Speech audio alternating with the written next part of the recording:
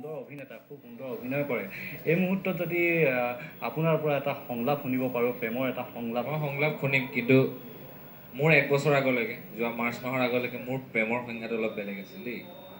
মোৰ প্ৰেমৰ সংজ্ঞাটো হৈছিল এখন কেৰম বৰ্ডখনত গুটি মাৰিলোঁ, এইটো নোসোমালে সেইটোতো সোমাব, এইটো নোসোমালে এইটোতো সোমাব, এনেকুৱা আছিল। গতিকে এনেকুৱা হ'ব নালাগে দেই।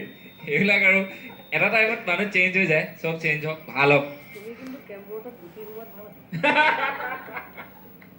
কিন্তু বন্ধু বন্ধু হাতখন অ বন্ধু, তোমাৰো হাতখন কিন্তু সাংঘাতিক ফোন নকবা তুমি।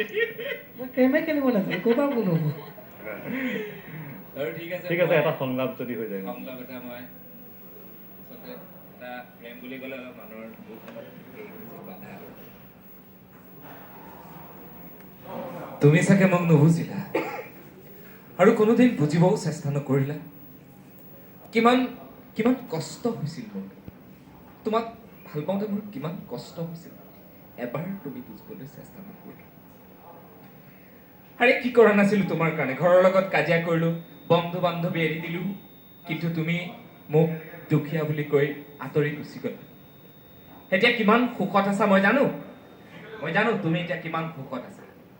তোমাৰ লগৰবোৰে মোক মেছেজ ফোন কৰি কয় যে তোমাৰ হাজবেণ্ডজন কিন্তু বৰ ভাল মানুহ দেই, ৰাতি হলে গমেই নাপায়, চালা ক'ত সৰু পানী চুই দিয়ে।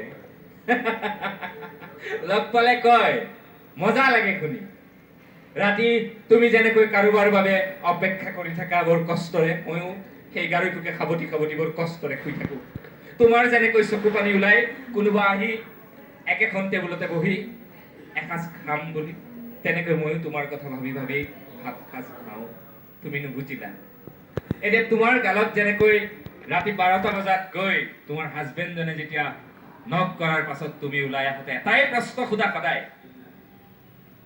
তুমি ইমান দেৰিকৈ কিয় আহা? সদায় দেৰিকে আহো বুলি কি শুই থাকে, শুই থাক। এই শব্দবোৰে তোমাক কন্দুৱাইছে। তোমাৰ মা দেউতাই এতিয়া চাইছেনে বাৰু তোমাৰ গলত ওলমি থকা সোণবোৰ? দিব পাৰিছেনে টকাৰে তোমাক সেই সুখবোৰ? নাই পৰা। কিন্তু মই দিব পাৰিলোহেঁতেন। মই চাগে তোমাক বহুত সুখত ৰাখিব পাৰিলোহেঁতেন। দুবেলা দুমুঠি কষ্টৰে খুজি আনিলেও মৰমত খোৱা ভাত তোমাৰ আৰু মোৰ কাৰণে